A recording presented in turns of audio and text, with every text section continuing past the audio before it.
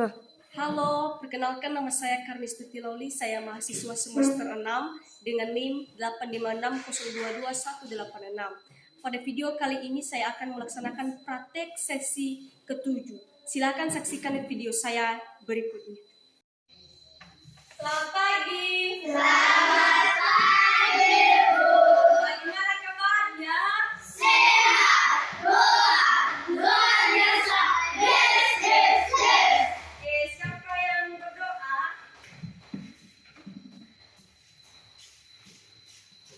Saya undang teman-teman kami untuk bangkit berdiri. Mari kita bernyanyi gerakan. Pancasila, akulah pendukungmu. Proklamasi sedia berkorban untuk ayo maju, ayo maju, ayo maju. Mari kita ucap dalam doa. Ya Tuhan, tolongkan pada hari ini.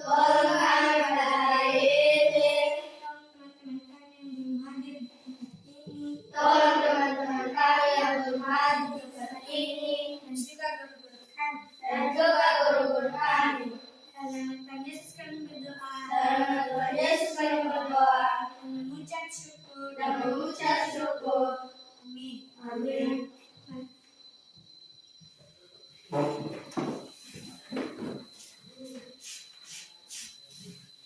Silakan dengarkan namanya, dibuatkan absen.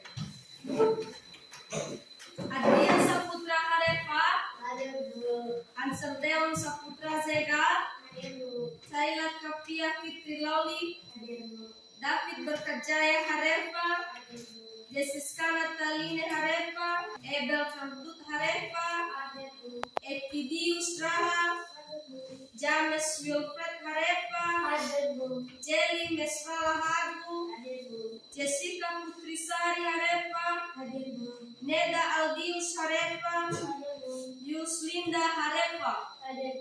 Jadi semua sudah hadir pada hari ini sebanyak 12 orang. Nah, untuk memulai pembelajaran kita pada pagi hari ini, kita lakukan dulu pemanasan. Silakan berdiri semua. Oke. Tepuk semangat. Semangat. Sekali lagi kurang semangat ya. Tepuk semangat. Semangat. Oke, berikan tepuk tangan.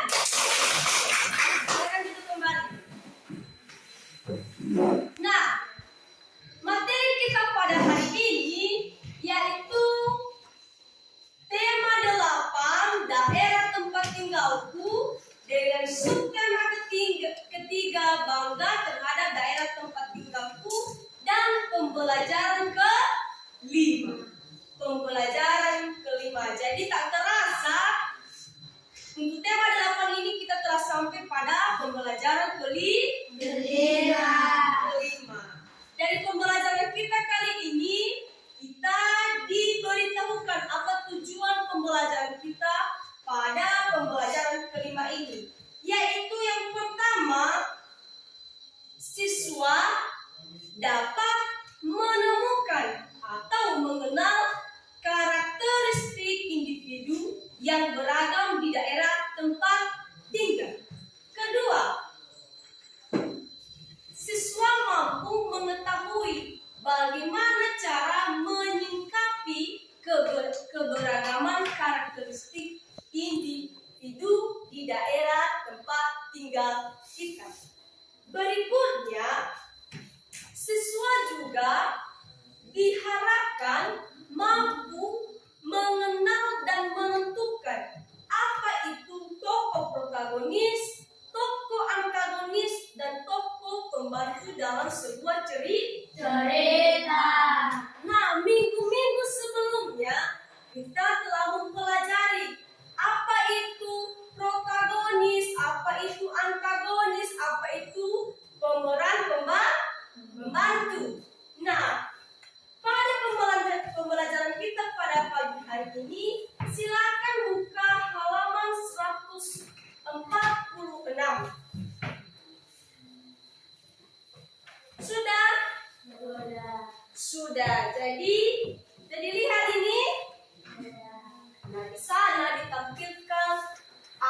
beberapa macam bentuk baju adat setiap daerah.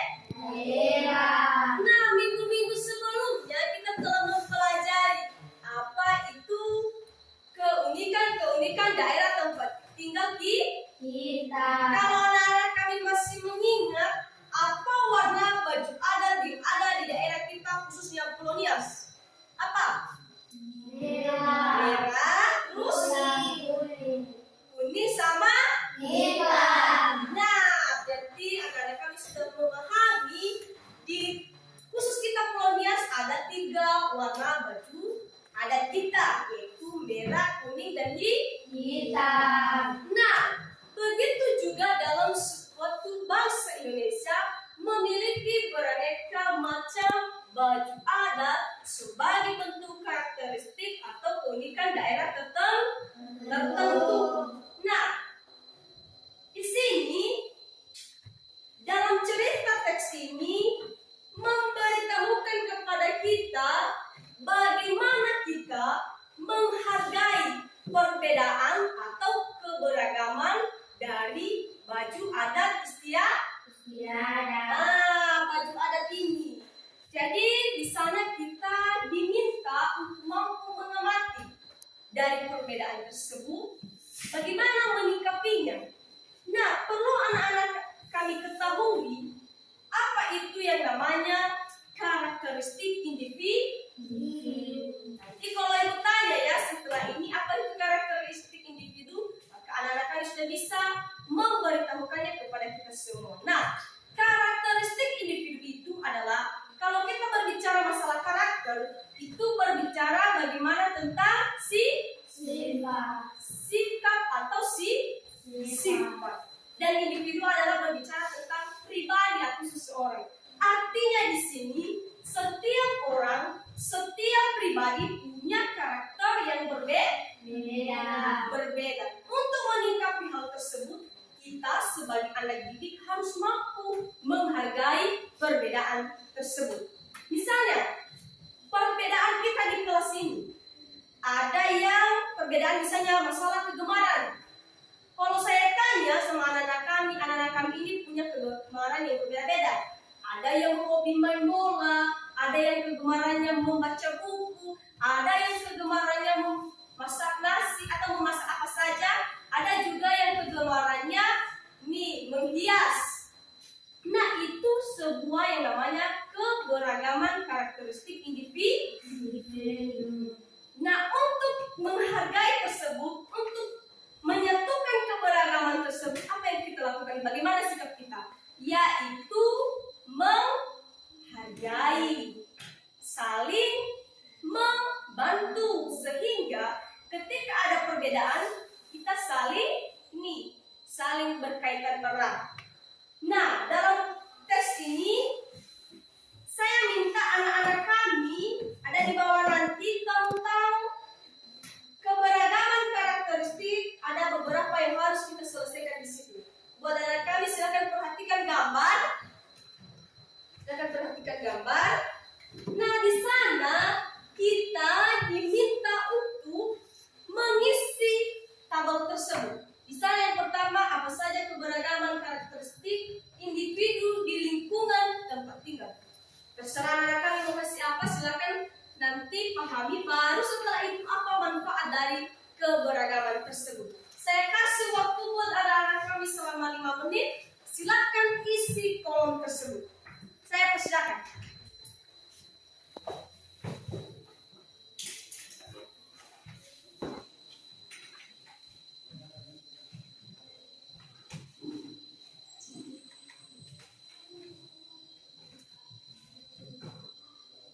Sudah selesai?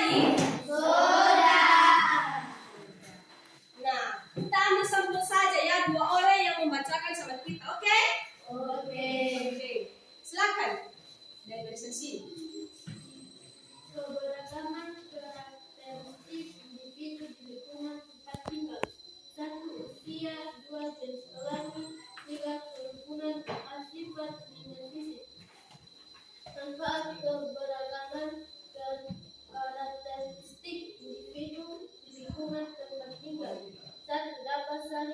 bantu dan menghormati. 2. Dapat saling membantu dan hidup rukun. 3. Dapat saling menghargai dan memahami satu sama yang lain. 4. Dapat saling menghargai dan menambah pengetahuan. 5. Dapat saling membantu. Oke, dari sini silakan. Keberagaman karakteristik individu di lingkungan tempat tinggal. 1. Usia. 2. Jenis kelamin. 3. Kerukunan. 4. Sifat. 5. Fisik. Manfaat keberagaman karakteristik individu di lingkungan tempat tinggal. 1. Dapat saling membantu dan menghormati. 2. Dapat saling membantu dan hidup rukun. 3. Dapat saling menghargai dan memahami satu sama yang lain. 4. Dapat saling menghargai dan menambah pengetahuan. 5. Dapat saling membantu. Oke, berikan tepuk tangan buat teman kita. Nah, dari pendapat teman kita di sana disampaikan kepada kita keberagaman karakteristik individu di lingkungan tempat tinggal kita itu yang pertama usia. Usia ini ketika kita melihat maka dapat kita lihat dari perbedaan usia. Ada yang berumur balita, ada yang berumur remaja, begitu juga dewasa dan orang tua. Nah, dari perbedaan itu apa manfaatnya bagi kita? Manfaatnya di sana kita saling membantu serta kita bisa hidup rukun. Berikutnya jenis kelamin. Jenis kelamin ini merupakan juga karakteristik individu. Misalnya kita di kelas ini ada perempuan, ada laki-laki. Apa juga manfaatnya? Yaitu kita saling membantu. Misalnya anak perempuan nggak bisa ini, maka anak laki-laki mampu melakukannya. Begitu juga sebaliknya kita bisa saling membantu dan hasil dari saling membantu itu maka kita bisa hidup rukun. Berikutnya kegemaran serta sifat dan fisik. Nah, buat anak-anak kami, keberagaman ini tanpa kita melakukan yang namanya saling menghargai antara satu dan membangun yang lainnya, maka akan timbul yang namanya kekacauan, akan timbul yang namanya masalah. Kenapa saya bilang terjadi masalah? Misalnya kita di kelas ini, kita lihat teman kita fisiknya misalnya ada yang tinggi, ada yang pendek. Ketika kita sering mengejek dari perbedaan ini, maka timbul pertengkaran atau permusuhan antara satu dengan yang lain. Apakah menurut anak-anak kami nyaman nggak? Tidak, kita tidak nyaman belajar. Yang ada yang di dalam diri kita itu rasa benci, rasa tidak senang, rasa tidak suka terhadap teman kita. Oke, saya minta dua orang di depan kelas untuk melihat bagaimana itu perbedaan karakteristik. Oke, yang ini sama yang ini ke depan. Silakan anak-anak kami lihat, pahami bagaimana perbedaan karakteristik individu yang terjadi kepada dua teman kita ini. Nah, kalau anak-anak kami lihat perbedaan mereka ini apa? Ya, masalah kalau saudara teman kita ini pendek dan ini tinggi. Apa lagi jenis kelamin? Jenis kelamin ini perempuan, ini laki-laki. Apa lagi? Yang namanya sifat. Sifat ini misalnya ini pendiam, ini misalnya ceria.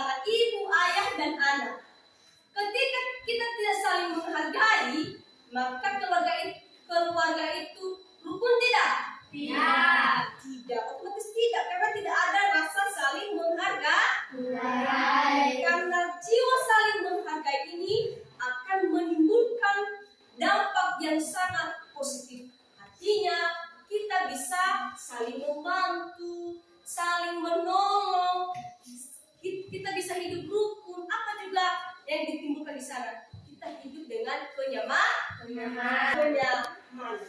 Oke, selanjutnya silakan buka halaman 148. Sudah? Nah, di sana kita dituntut untuk mampu mendiskusikan beberapa pertanyaan di bawah ini. Sudah dibuka? Sudah.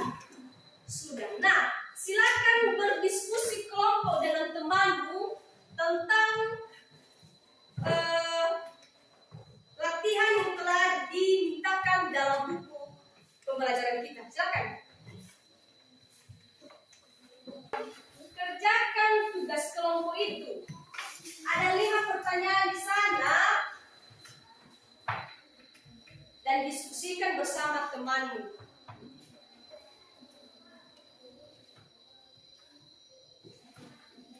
Selesai? Sudah? Oke. Kelompok 1 silakan ke depan.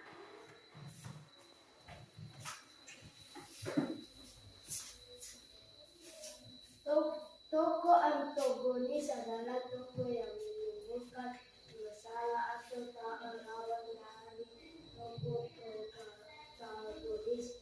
2.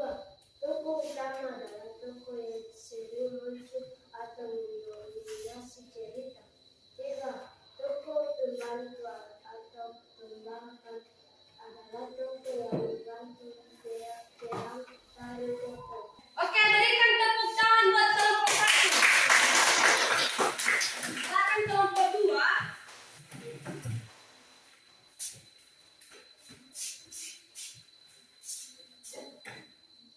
Satu, tokoh antagonis adalah tokoh yang menimbulkan masalah atau lawan dari tokoh protagonis.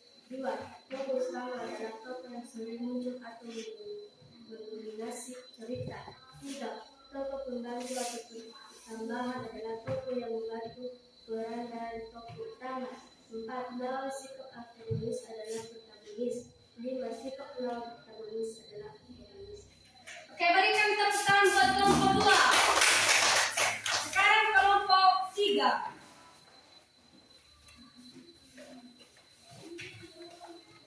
Satu, tokoh antagonis adalah tokoh yang menimbulkan masalah atau lawan dari tokoh protagonis.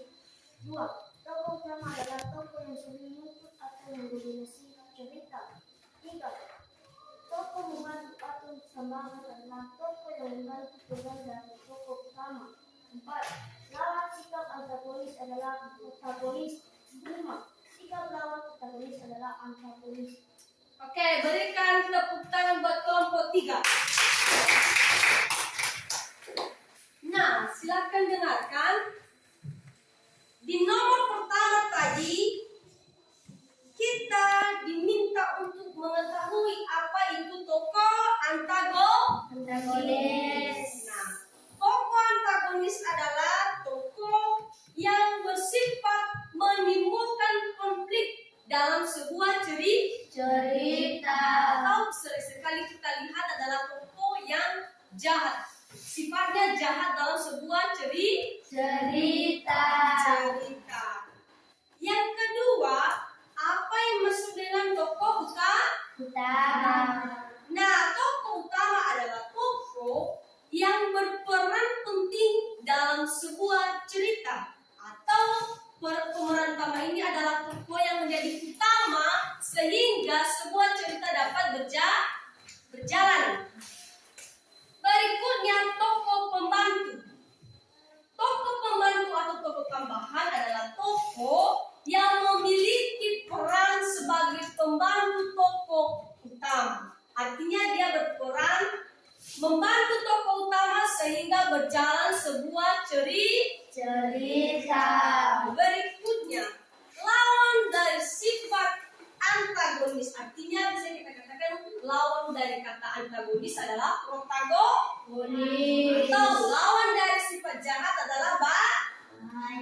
Baik, benar sekali.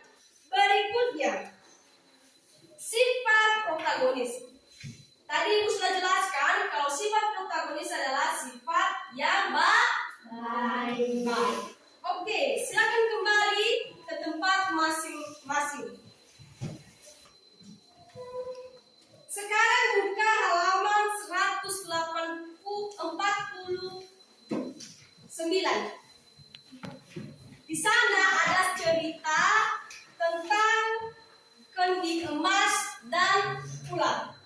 Saya kasih waktu untuk anak-anak kami selama 10 menit. Tolong baca dalam hati cerita tersebut dan ada nanti yang Ibu tanyakan berdasarkan pertanyaan yang telah disusun di bawahnya. Silakan dibaca. Sudah selesai dibaca? Sudah. Nah, saya minta 2 orang kalian untuk menyelesaikan pertanyaan-pertanyaan di bawahnya. Ada 5 pertanyaan ya kan? Oke, silakan diselesaikan.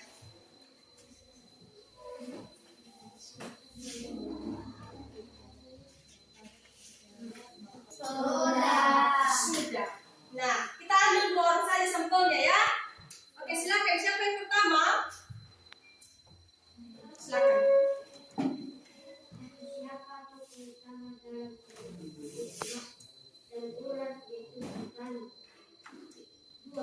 Tokoh pembantu dalam cerita cerita dan ular yaitu istri petani ibu tetangga dan suaminya. 3. Tokoh antagonis yaitu ibu tetangga dan suaminya. 4. Disebut antagonis karena memiliki sifat jahat. 5. Sifat yang tercermin pada tokoh utama dalam cerita agar baik atau tidak mau memiliki orang yang bukan. Oke, berikan tepuk tangan. Siapa yang berikutnya? Oke. Siapa tokoh utama dalam cerita kendi emas ular yaitu petani? 2. Tokoh pembantu dalam cerita kendi emas ular yaitu istri petani ibu tetangga dan suaminya. 3. Tokoh antagonis yaitu ibu tetangga dan suaminya. 4. Disebut antagonis karena memiliki sifat jahat. 5. Sifat yang tercermin pada tokoh utama dalam cerita adalah baik hati, tidak mau memiliki barang yang bukan haknya. Oke, berikan tepuk tangan buat teman-teman kita. Nah, dari sana Ibu bisa menilai bahwa anak-anak kami telah membaca, mengetahui dan bisa menentukan tokoh atau peran tokoh dalam sebuah cerita. Berarti ke depannya ketika Ibu buat sebuah cerita, maka saya minta anak-anak kami untuk menentukan tokoh utama, protagonis, antagonis. Anak-anak kami saya harapkan sudah mampu. Nah, dari cerita atau pembelajaran yang telah kita laksanakan pada hari ini, Ibu mau bertanya sama anak-anak kami. Yang pertama, apa itu cerita fiksi? Oke, silakan. Cerita fiksi adalah cerita rekaan atau hasil imajinasi seseorang. Iya, berikan tepuk tangan. Nanti kalau kita ini kita belajar di rumah ya. Sebenarnya pelajaran ini sudah minggu lalu dan dia masih mengingat bahwa cerita fiksi itu adalah cerita rekaan atau hasil imajinasi seseorang. Berikutnya, pertanyaannya adalah bagaimana cara kita menghargai keberagaman? Silakan. Cara menghargai itu 1. Mengembangkan semangat persaudaraan. 2. Bersikap baik kepada semua orang tanpa melihat perbedaan. 3. Berjuang toleransi. Oke, berikan tepuk tangan.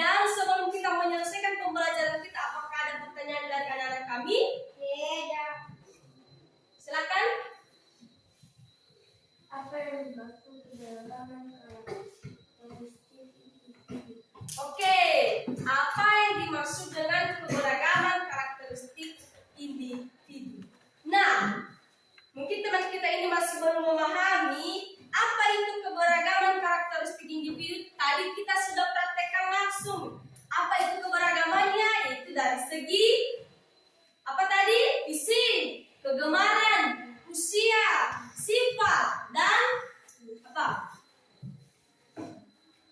Begitu juga fisik. Ada lagi yang namanya perbedaan tersebut, misalnya agama, dan itu semua adalah yang dinamakan dengan karakteristik individu.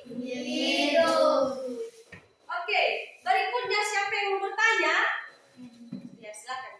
Mengapa kita harus menghargai keberagaman? Mengapa kita harus menghargai keberagaman?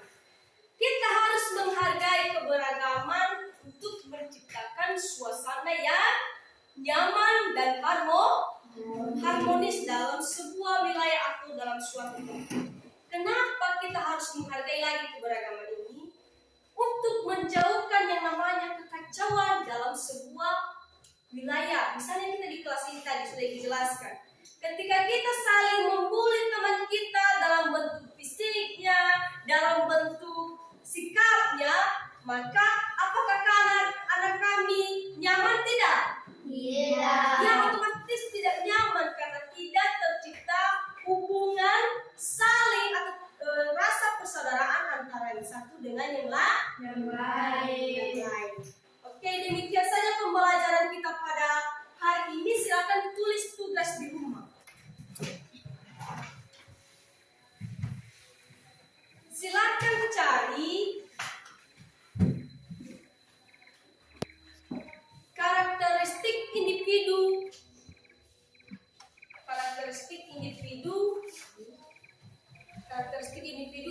dalam suatu negara. Sudah paham soalnya? Nah, minggu depan Ibu akan tagih kembali dan silakan belajar Ibu. Nah, demikian saja pembelajaran kita pada hari ini. Semoga anak-anak kami mau pelajarinya kembali di rumah, sehingga karena sebentar lagi kita akan ujian, maka anak-anak kami bisa menjawab soal-soal yang akan kami berikan. Oke, siapa yang berdoa?